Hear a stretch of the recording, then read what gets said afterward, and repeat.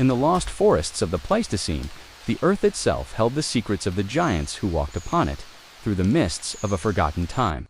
A solitary king ruled this ancient kingdom, a creature of unimaginable size and primordial power, living.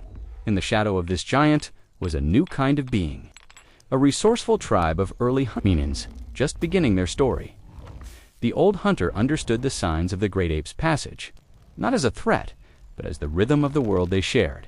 And every evening the forest would speak with the giant's voice, a deep and resonant call that all life stopped to hear. To walk its path was to walk through a tunnel of immense power, a corridor of broken bamboo carved by the giant's passing. Here, in a hidden clearing, lay the creature's thrown a massive nest woven from the forest, a place of quiet rest. From a distance, the hominins would watch the great ape, a majestic and peaceful ruler, perfectly at home in its cathedral of green.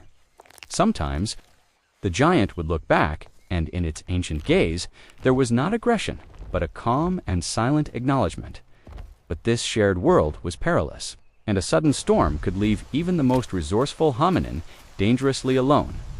As the deluge fell, an unexpected guardian appeared, seeking the same shelter. The giant itself, its vast presence filling the entire world. For the young female, it was a moment of pure terror, trapped just feet away from a living mountain of fur and muscle. Yet, the great ape was a force of peace, its calm indifference a stark contrast to its overwhelming power. As the storm broke, a single ray of sunlight illuminated the impossible, sacred scene, the tiny hominin and the gentle giant. Sharing a moment of quiet refuge, the search party arrived, prepared for a fight. Their stone axes ready to defend their lost tribe member from the beast, but the giant simply rose with the passing of the storm and ambled away. Having offered no threat and asking nothing in return, the young female was found safe.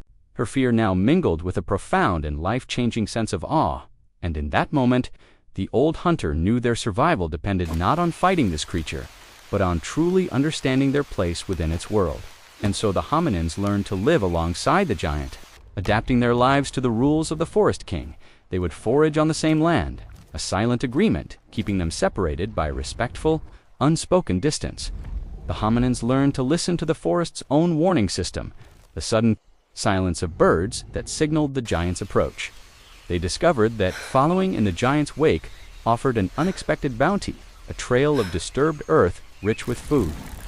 On the darkest nights, the earth-shaking footsteps of the passing giant served as an unwitting and powerful protector for the small hominin camp. Even the tribe's curious children were safe, met not with aggression, but with the calm indifference of a truly ancient being. Yet, when the dry seasons came, the hominins saw that even this immense power was vulnerable to the hardships of a changing world. The young, observant female began to study the great ape, learning its ways not to hunt it, but simply to understand.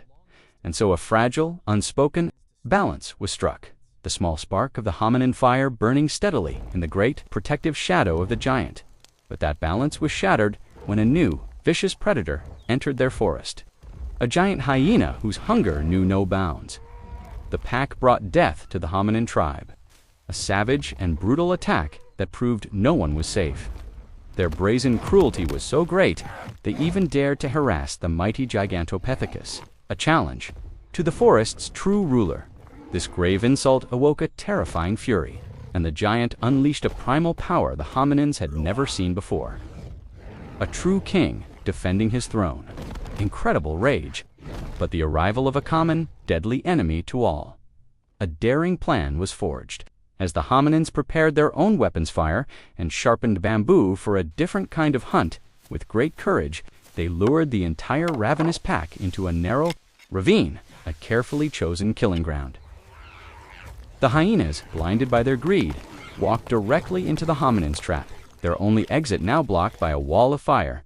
At that very moment, an immense shadow fell over the ravine's entrance as an unlikely and utterly fearsome ally arrived.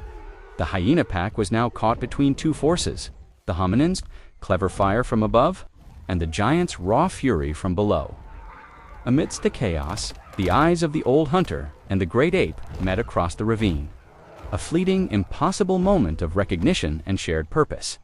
Caught in this deadly crossfire, the hyena pack finally broke.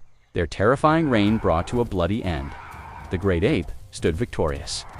And with a final knowing glance at the hominins, it let out a low, calm hoot before melting back into the trees. The hominins knew then that they had not conquered the giant.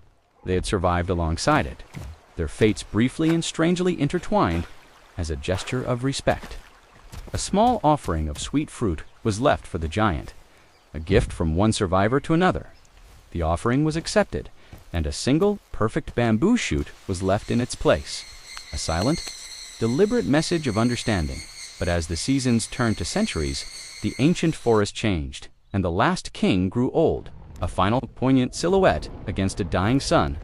All that remains now is the lingering story passed down through generations, a fossil and a memory of the giant and the time we learned to coexist.